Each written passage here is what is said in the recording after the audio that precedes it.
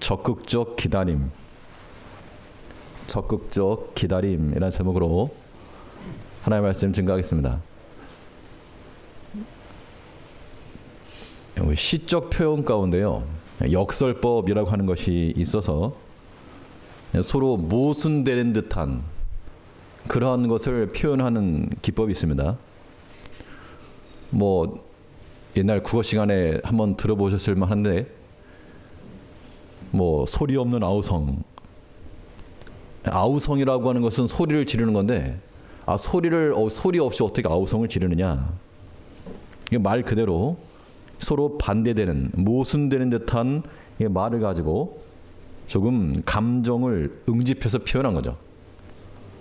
또 모란이 피까지, 저기 나오는 찬란한 슬픔의 봄, 시험에 많이 나왔던 기억이 납니다. 찬란하다는 말과 슬픔의 봄이 서로 맞지 않지만 여기서도 또한 의미하는 그런 감정적 표현이 있는 거죠. 오늘 이 기다림이라고 하는 말 속에는 이것은 적극적이라는 말을 쓰기가 좀 어려울 수 있습니다. 그런데 이 기다림이라고 하는 말 속에 수동적인 이미지와 적극적 이미지가 둘 다 있다라고 하는 것을 우리는 알아야 됩니다. 우리가 예수님을 기다린다 할 때에도 기다리는 거니까 그냥 가만히 있는 그런 게 아니고 적극적 기다림이 필요한 것인데요. 이 수동적 의미에서 기다린다는 건 어떤 것이냐? 저게 초상권폰을 위해서 실제로 아마 매년 한다 그럽니다. 저게 무슨 대회인가 하면요, 멍 때리기 대회라고, 그런 게 있는가 싶은데 저런 게 있습니다. 아주 그냥 말 그대로 멍하니 가만히 있어가지고 누가 오랫동안 버티냐, 그냥 가만히 있는 겁니다.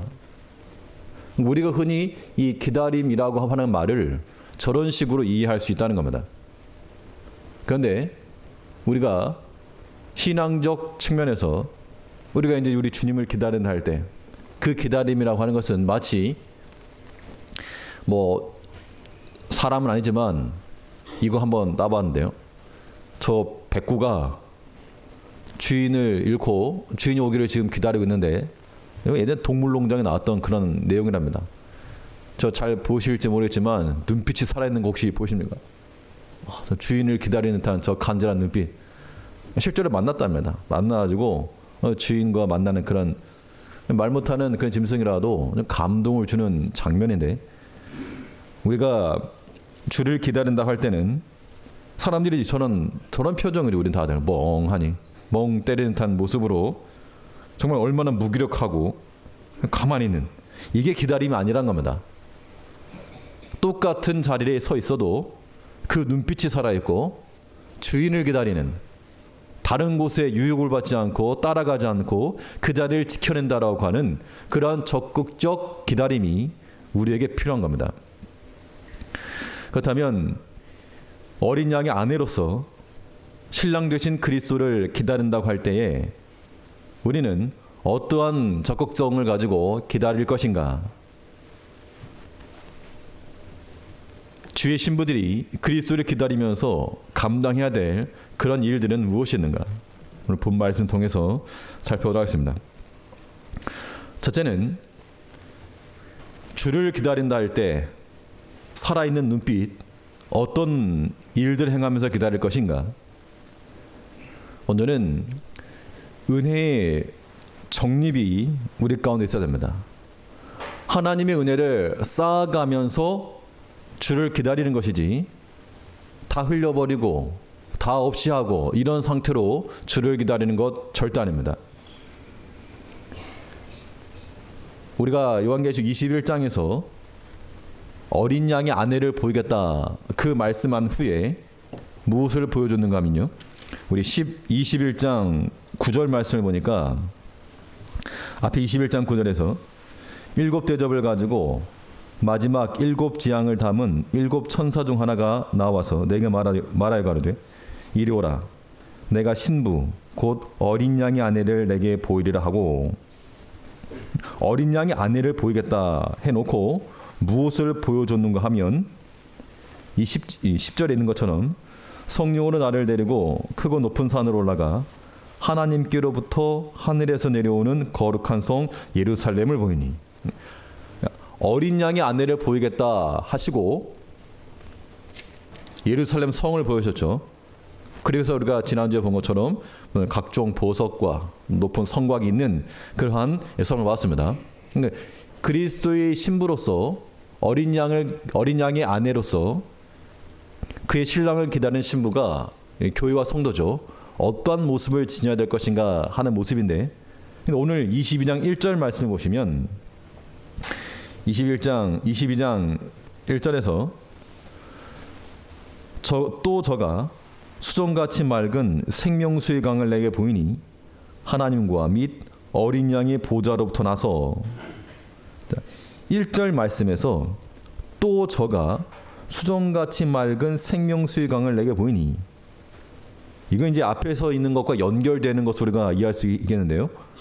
이것은 21장 9절에서부터 쭉 이어온 바 어린 양의 신부, 그의 아내를 보여주면서 거룩한 성 예루살렘 성을 보여주셨고, 또 저가 수정같이 맑은 생명수 강을 보여주셨는데, 이 생명수 강이라고 하는 것도 그리스도의 신부로서 이 교회와 성도들이 어떠한 모습을 가지고 살아가야 될지를 보여주고 있다는 겁니다. 그 가운데서 먼저 이 생명수 강이라고 했을 때, 생명수 강, 우리 보통 생명수 강 말하지만, 이 생명수 강이라고 하는 것,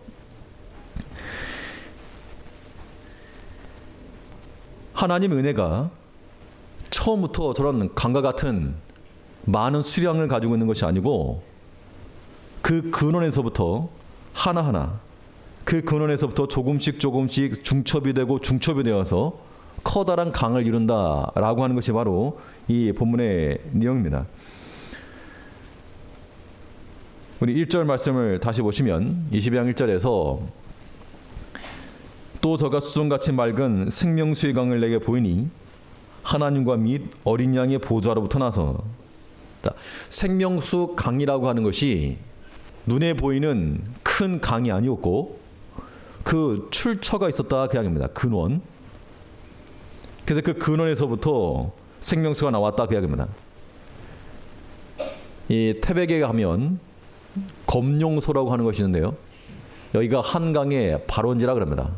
한강을 거꾸로 거슬러 올라가면 저기서 정말 매일같이 물이 솟아 올라온다라고 말하고 있는데, 저기를 틀어 막으면 한강물도 다 마르는 겁니다, 시간 지나면.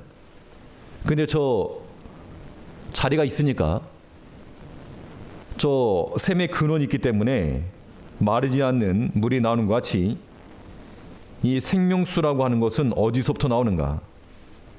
그 출처와 근원이 어디인가 하니 바로 하나님과 및 어린 양의 보좌라라고 말씀하고 있죠. 그러면 그 하나님의 은혜를 우리가 잃어버린 바 되지 않고 쌓고 또 정립해 나가려면 우리가 잡아야 될 곳이 바로 여기입니다. 근원의 자리죠. 근원의 자리. 하나님과 어린 양의 보좌. 거기에서부터 우리는 이 생명의 큰 강을 이뤄나가는 것인데, 이것이 바로 이 땅 가운데 살아가는 우리 교회와 성도들이 추구해야 될 모습이다 그런 겁니다. 그러니까 하나님께서 주신 그 은혜들이 점점 쌓여져 가야 되겠습니까? 아니면 상실되어 가야 되겠습니까? 말할 것도 없이 하나님께로 받은 은혜들이 점점 쌓아져 나가야 되는 거죠. 그 시작점이라고 하는 것이, 생명수의 큰 강의 그 시작점이 바로 하나님께 있다 그 이야기입니다. 그러므로 우리 주의 신부들, 이 교회와 성도들은 그 은혜의 보좌 앞에 나가기를 당연히 힘써야 될 것을 성경은 가르치고 있습니다. 하나님 은혜가 우리 가운데서 점점점 더 많아지는 그런 삶이 되기 위해서 히브리서 4장을 보니까 히브리서 4장 16절에 한번 같이 읽어보시죠. 4장 16절 시작. 그러므로 우리가 긍휼하심을 받고 때를 따라 돕는 은혜를 얻기 위하여 은혜의 보좌 앞에 담대히 나갈 것이니라. 은혜의 재테크입니다. 그래서 하나님께로부터 받은 그 은혜를 가지고 홀라당 까먹내 쓰지 말고, 하나님께 주신 은혜는 또 은혜 받는 일에 또 써야 한다는 겁니다. 그래야지 이게 점점 불어나는 거죠.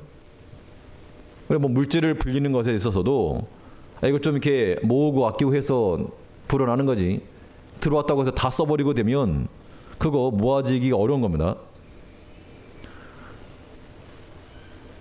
우린 시간이 점점 지날수록 하나님 은혜가 메말라져 가는 것이 아니라 점점 불어서 큰 은혜의 강물, 그래서 생명수 강을 이루는 그런 모습이 있어야 한다, 그 이야기입니다. 이 속담에도 흐르는 물에는 이끼가 끼지 않는다, 그런 말이 있는데, 우리 성도들과 우리 교회 이 안에 이 생명수 강이 흘러가면 여기에는 세상적인 것이 끼어서 미끌거려가지고 우리를 실족해 할 만한 그런 것들이 끼어들 틈이 없다는 겁니다.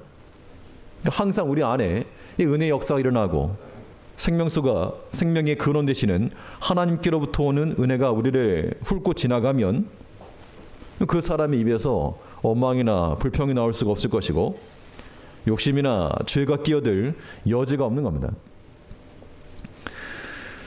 청소를 한다 그럴 때 강한 수압을 뿌려가지고 묵은 때를 쳐내는 것 같이 우리는 하나님의 그 은혜의 큰 압력으로서 모든 죄악들을 다 물리치고 정결하고 거룩한 주의 신부들로서 살아가는 우리가 되어야 한다는 겁니다. 이것이 바로 주 안에서의 기다림이다, 그 얘기인 거죠.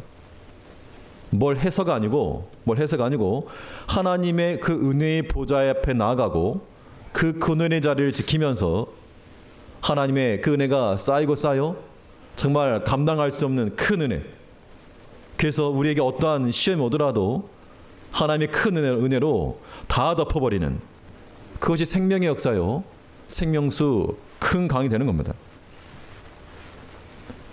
그러면 이 은혜의 독립을 위해서 쌓아가야 되겠는데, 쌓아가려면 한 가지 방해되는 요건을 우리가 제거를 해야 되는데요.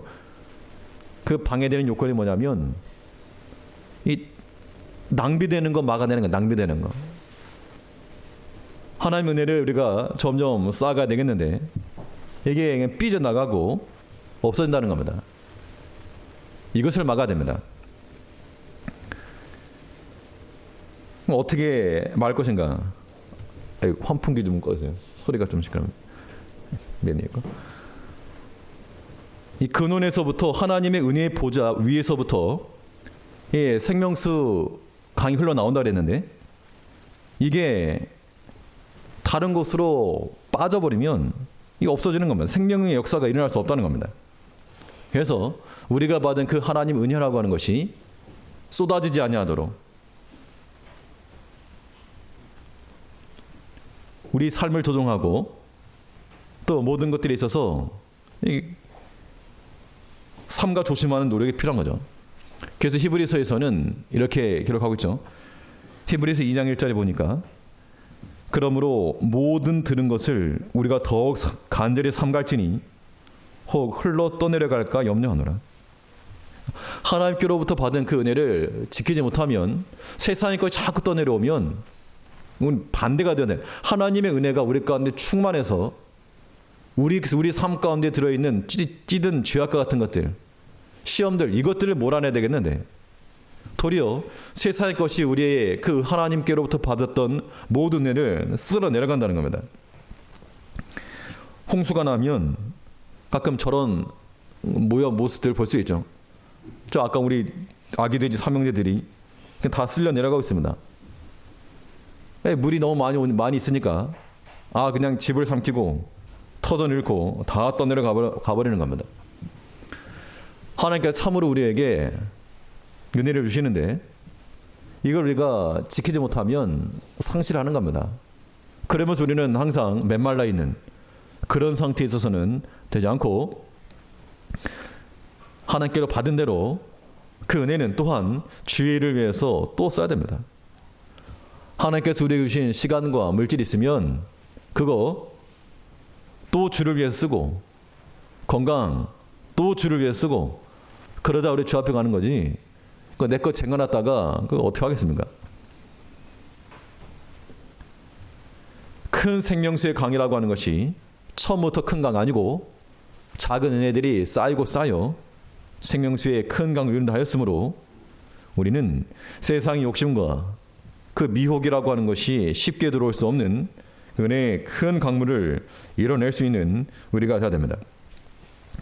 이 은혜의 강물, 이 생명수 강이 우리 안에서 정립이 되고 하나님 은혜가 쌓여지게 되면 어떠한 결론적인 효과가 나타나는가 하면, 우리 앞에서 봤듯이 이 거룩한 성 예루살렘 성에 높은 성곽이 있었다 그랬습니다. 높은 성곽이라고 하는 것은 이 밖에서부터 감히 함부로 들어올 수 없는 거룩의 보존이죠.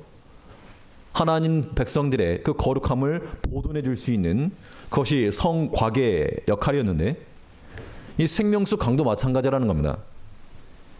이 생명수의 강이 쌓이고 쌓여서 큰 강을 이루게 되면 이것이 하나의 경계선이 되어서 거룩함과 속된 것의 경계를 이룬다 그 이야기입니다.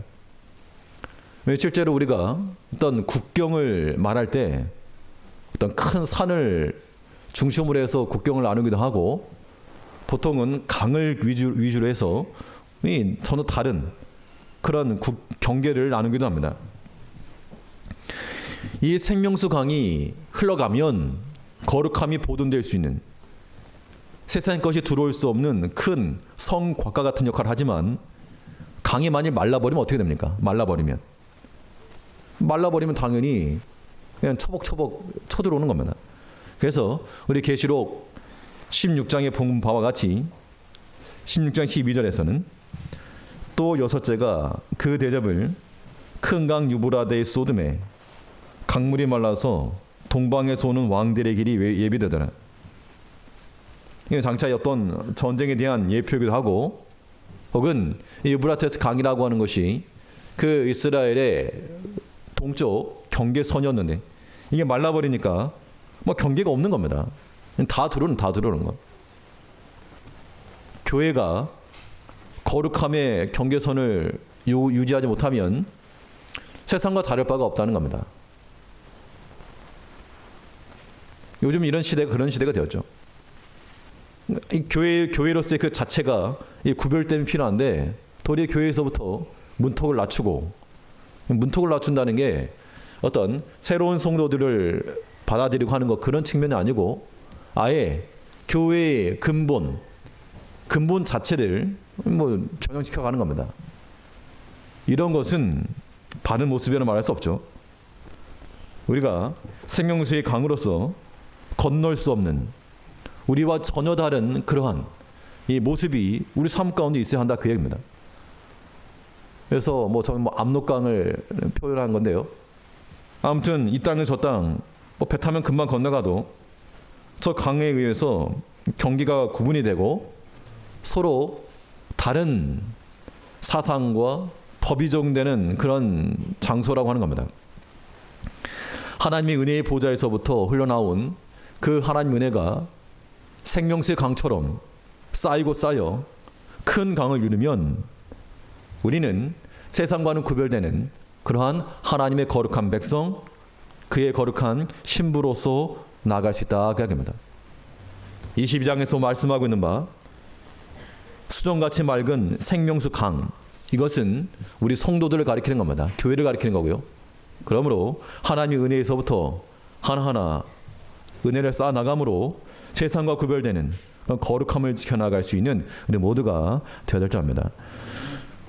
둘째로, 우리가 주를 기다리는 그의 신부로서 어떠한 눈빛과 자세를 가지고 기다릴 것인가. 그냥 멍하는 그런 자세고 기다리는 것이 아니고, 때를 따라 때를 따르는 결실을 하며 기다려야 되겠습니다. 근데 이 결실을 한다는 것이 뭐 열매를 맺어야지 그런다고 열매 맺는 게 아니죠. 열매를 맺는다는 것은 이 실과 나무를 심고 물을 주면 저절로 맺히는 겁니다. 저절로 맺히는 거죠. 우리가 맺히는 결실이라고 하는 것은 하나님 안에 심겨지고 하나님의 은혜를 공급받기만 하면 자연히 맺히는 것이 결실이다, 그 이야기입니다.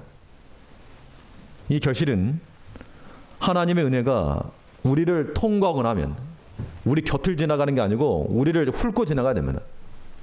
우리 마음과 육체와 우리의 시간과 우리의 모든 물질과 아무튼 내 삶의 영역을 훑고 지나갈 때, 그때 결실하는 것이 바로 오늘 본문에서 말하는 바 열매를 맺히는 것인데요.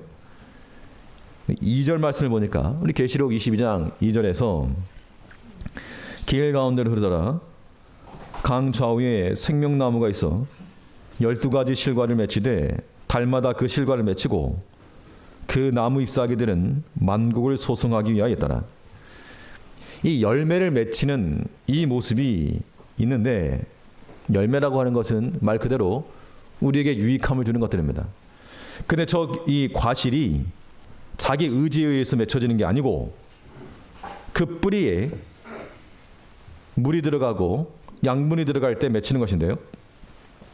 우리가 좀 주목해서 볼 부분은 2절 말씀 다시 보니까 그 생명수 강이 어디로 흐른다 그랬는가 하면요, 길 가운데 흐른다 그랬습니다. 중심을 통과해가는 그런 강이 되어야 된다, 그 이야기인데, 우리 22장 2절 말씀을 다시 보시면 길 가운데로 흐르더라. 일단 거기 오시죠. 달마다 실과를 맺히는데 그 실과 맺히는 것이 농부의 수고나 다른 기타 외적 조건에 의해서 열매를 맺힌 게 아니고, 심겨진 그 나무에 생명수의 강이 길 가운데로 흘러가므로 좌우에서 맺혔다, 그 얘기입니다. 여기서 말하는 길이라고 하는 것은 우리 21장에서부터 쭉 연결해서 보게 되면 거룩한 성 예루살렘 성이죠. 즉 어린 양의 안에 그 성의 길 한 가운데로 생명수의 강이 흘러가므로 그 강 주변에 있는 나무들에서 실과들이 맺혔다, 그 이야기입니다.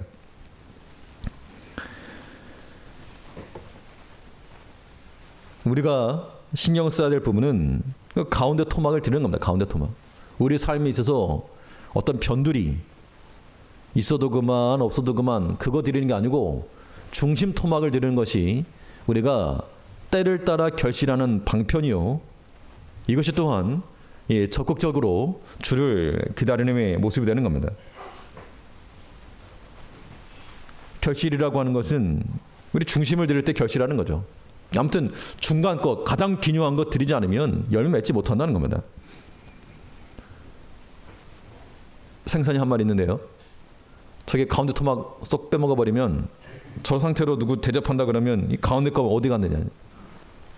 물론 생선은 머리가 맛있다 그랬지 모르지만 너나 먹으라 그러고 중심 토막 내놔라 그런 거죠.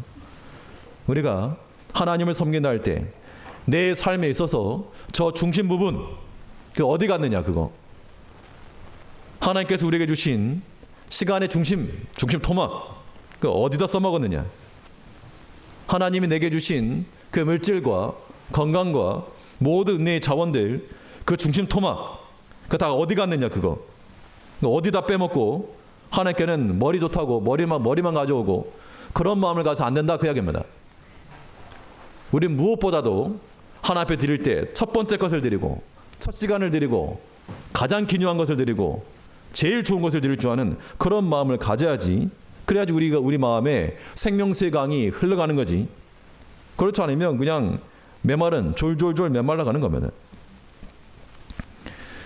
우리가 영혼의 보릿고개를 자처하지 말고 우리 삶 가운데로 흐르는, 길 가운데로 흐르는 생명의 역사 가운데서 2모작, 3모작이 아니고 그 이상의 달마다 결실을 맺는, 이건 뭐 12모작이네요. 달마다 결실하는 그러한 주의 신부들이 되어야 한 것을 보여주고 있는 겁니다. 우리가 열매를 맺고 결실하는 방법은 다른 거 없고 우리 삶 가운데로 생명수 강이 흘러가도록 그 은혜의 보좌 앞에 나아가 그 주의 말씀과 그 권면의 말씀이 우리 중심을 훑고 지나가서 우리 마음을 훑고 지나간다는 것은 우리가 깨닫고 돌이킬 거는 돌이키고 순종할 바를 순종한다 그 이야기입니다. 그럴 때 우리에게는 달마다 결실할 것을 우리가 믿고 결실함으로 열매를 맺으며 주를 기다리는 정말 멍 때리는 그런 신앙 말고 아까 봤던 그 백구와 같이 그 주인을 기다리는 살아있는 눈빛을 가지고 열매를 맺혀나가며 우리 중심을 들이고 우리 삶 한가운데로 생명의 역사에 그 강이 흘러갈 수 있는 그런 삶을 살아가는 우리 모든 성도님들 되셔야 되길 바랍니다. 마지막으로 우리 주의 신부들로서 우리가 어떠한 모습을 가지고 주를 기다릴 것인가? 우리들은 주의 온전한 통치를 받으면서 우리가 주를 기다려야 됩니다. 우리 기다리는 바 그의 그리스도의 나라는 하나님이 다스리시는 거죠. 주께서 다스리시는 그 나라이므로 온전한 그의 통치를 나중에 받겠다가 아니고 지금부터 받는, 지금부터 받아야지 나중에도 받는 거죠. 그렇지 않고 지금은 내 마음대로 살다가 그때 가면 받겠습니다. 그게 아니고 우리는 하나님께서 우리에게 이 땅에서 삶을 허락하신 것은 준비하며 살으라 그 겁니다. 그래서 말 그대로 우리의 왕 되시는 예수 그리스도의 온전한 통치를 받으려면 그럼 어떠한 자들이 주의 온전한 통치를 받는가? 오늘 본문 말씀에서 몇 가지 살펴보면 주를 섬기는 자들이 주의 통치를 받는다 그 이야기입니다. 어떻게 보면 당연한 얘기지만 우리 22장 3절을 보니까 다시 저주가 없으며 하나님과 그 어린 양의 보좌가 그 가운데 있으리니 그의 종들이 그를 섬기며 하나님을 섬기는 자들은 그의 종들로서 섬긴다라고 말씀하고 있죠. 즉 우리가 하나님 앞에서 우리 신분상의 위치를 한번 생각해 보시는데 우리는 하나님의 자녀들입니다. 하나님의 자녀로서 아들된 권세가 있고 또 한편으로 우리는 하나님을 섬기는 그리스도를 섬기는 그의 종이라는 겁니다. 종이면 종으로서 감당할 역할이 있다 그 이야기죠. 우리가 듣기 좋은 것만 들어서 안 됩니다. 아들이든 왕의 아들이다 하나님의 자녀다 그것만이 아니고 우리는 자녀임과 동시에 또한 주를 섬기는 자 하나님을 섬기는 자들이므로 마땅히 종으로서 그의 음성을 듣고 그의 명하시는 바를 듣고 그의 뜻을 따라 행할 줄 아는 자들이 되어야 됩니다. 그래야지 그의 통치가 이루어지는 것이 나도 주인이고 너도 주인이고 다 주인이면 이건 하나님의 통치가 이루어지지 않는 겁니다. 우리 성도들의 삶 가운데서 주의 온전한 통치를 받으며 살아가려면 우리는 주를 섬기는 자들이므로 누가 우선시입니까? 하나님 우선시가 되어야 되고 주를 위한 모습이 더 우선시가 되어야 됩니다. 나의 필요가 아닌 주의 필요를 위해서 대기하는 그런 시정과 같이 언제든 주께서 부르시면 주의 종 여기 있나이다 하고 나아가는 그런 모습이 돼야지 언제나 대접만 받으려고 하는 그런 응석바저 같은 모습 버려야 됩니다. 주 예수를 기다리는 그의 신부들은 그의 온전한 통치를 받되 그를 섬기는 자로서 종이 위치는 자라고 하는 그러한 신분적 지혜를 잊어서 안 될 것이고 또 그리스도의 통치를 받아 나가려면 주를 사랑하는 자들이 주의 온전한 통치를 받는다 그랬습니다. 우리 22장 4절 말씀을 보니까 그의 얼굴을 볼 터이요 그의 이름도 저희 이마에 있으리라. 얼굴을 볼 터이요 그랬는데요.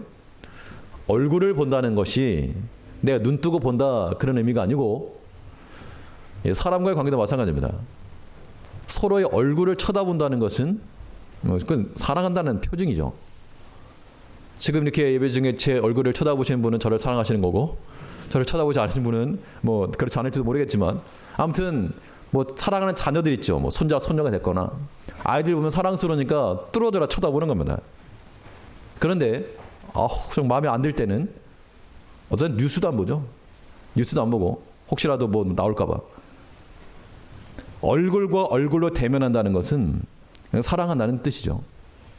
우리가 그리스도의 통치를 온전히 받으려면 주를 사랑하는 마음을 가지고, 당연히 그리스도의 신부인데 그리스도를 사랑하지 않고 어떻게 살아갑니까? 우리 입으로도 우리가 그런 신앙 고백이 필요한 겁니다.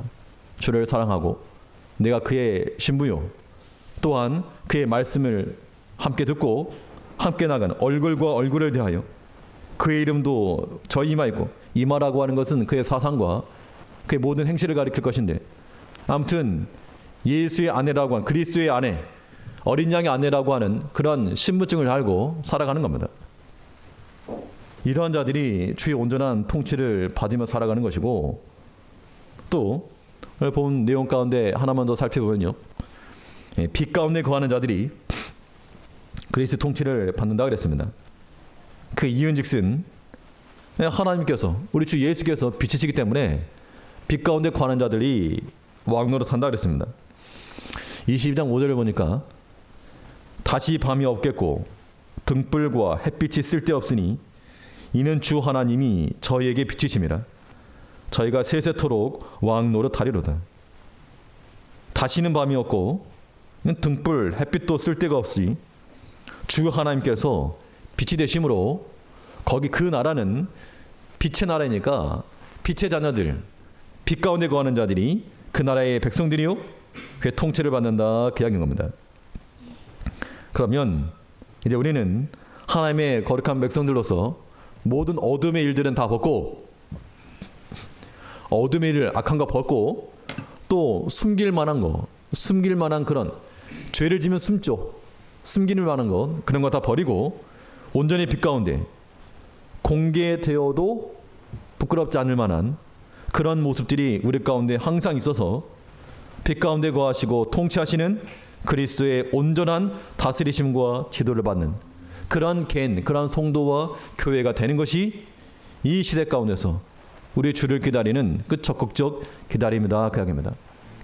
아무쪼록 우리가 날마다 그 은혜의 보좌 앞에 나가 매일같이 쏟아져 나오는 하나님의 은혜를 차곡차곡 쌓아나감으로 세상과 구별되는 큰 생명수의 강이 우리를 훑고 지나가 우리에게서 날마다 달마다 결실함으로 하나님을 기쁘시게 하고 또 하나님을 사랑하며 그 온전한 통치를 받으며 살아갈 수 있는 우리 모든 제게 성령 되시기를 간절히 바라겠습니다.